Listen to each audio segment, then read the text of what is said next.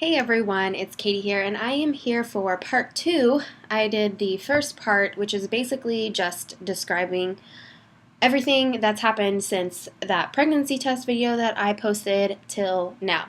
And I didn't mention any details about due dates or anything like that in the first because it was just kind of explaining how I got from there to here. So I should mention that this pregnancy is I'm due between May 10th and May 18th. It really depends. I know I mentioned in my last video that based on my temps, there were 3 different days where I might have ovulated. I never got a positive OPK. So it's either May 10th. I'm thinking either May 10th or May 18th. That other date that we had, I don't know based on my temps, but so we will see when I go for the ultrasound. Obviously, they'll be able to give me a little bit better idea. But for now, we're just going to be saying I'm 5-ish to 6-ish weeks apart. Based on those dates, I could be anywhere from 5 days or 5 weeks, 3 days to 6 weeks and 2 days. So I should start off the video by just saying we were watching my blood counts. Everything is increasing. However, I'm still having spotting. I did, however, take another test today just to make sure my numbers were doing what they're supposed to do again. And I mean, I don't plan on having another baby for a really long time, so these pregnancy tests will literally just be sitting in my, sitting in my drawer. So I really wanted to see the progression.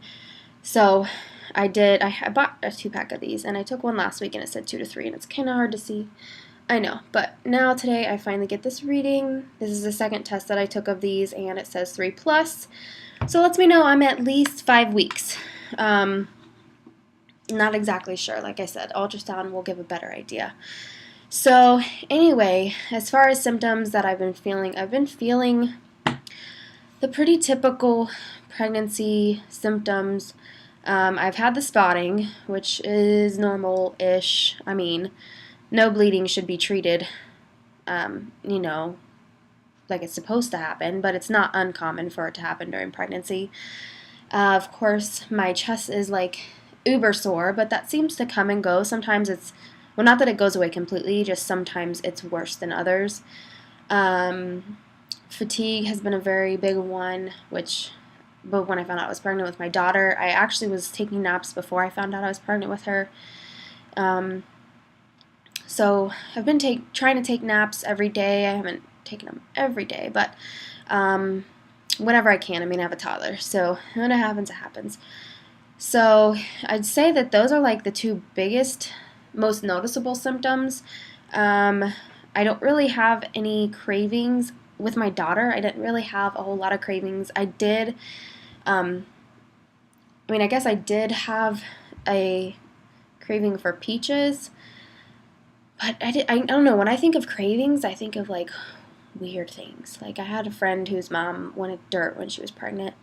So that's what I think of when I think of cravings. But yes, with my daughter, I did want peaches in any form.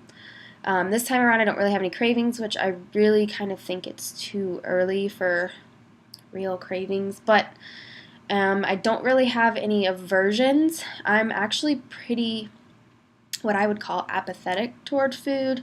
Like, nothing sounds bad, but nothing sounds great. It's just like, okay, what do I want to eat today?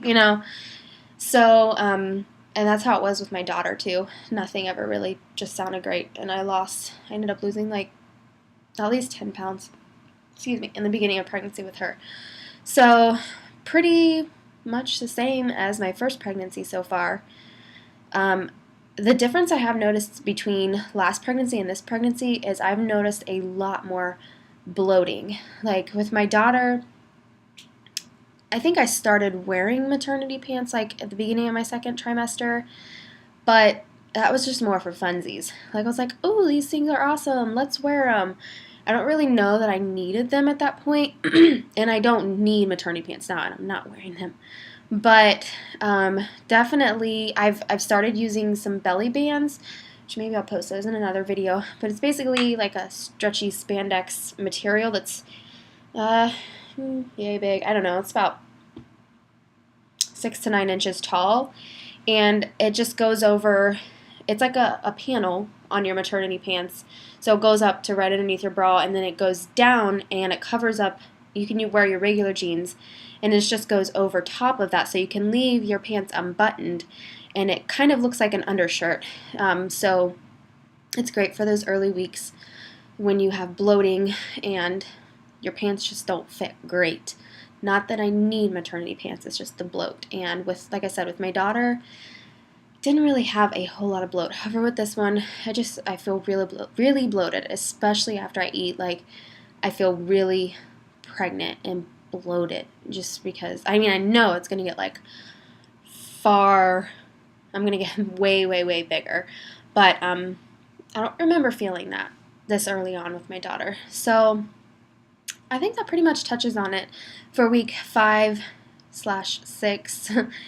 And I guess I'll show my belly. This is kind of weird. I don't know how I feel about that yet, but I don't know. We'll see.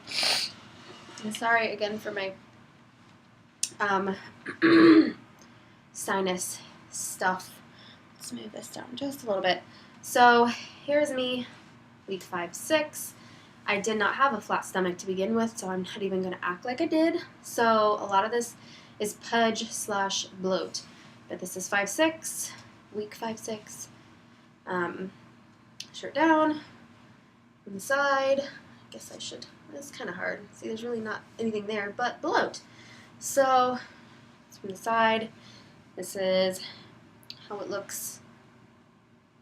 Shirt up. I'm starting off with stretch marks to begin with. I don't know if you can really see that. But hey, it is what it is. I made a baby. So the only question that I have is if I have any followers that had a C-section. I had a C-section with my daughter, and my scar pretty much was just really low-key. Just was like a really, really, really thin line that was flesh-colored, and it doesn't bother me at all anymore. It's been, almost 3 years, so it doesn't bother me at all. However, I started noticing since last night, I'm having this bloated feeling, and I looked at my scar last night, and it's still like the flesh-colored line, but around it, like maybe around like this much of it, it's really not a whole lot, but like maybe 1/4 of an inch to 1/2 an inch, like surrounding that area, it just kind of looks like swollen. It's not hard or anything. I don't know, I almost want to call it like pudgy or poochy. Like, that's the best term that I can describe, because it's not like it's firm or like swollen, but it looks really strange to me. So I don't know if that is because I'm having the bloating and it's just looking funky, but I didn't know if anybody else had experienced that. So I think that's gonna wrap it up, and that is all for my 5 to 6 week update. I'm supposed to have an ultrasound. Today is Tuesday. I'm supposed to have an ultrasound next Monday, and we will get a better idea of my actual due date, hopefully at that point. So anyway, I will talk to you guys later. Bye.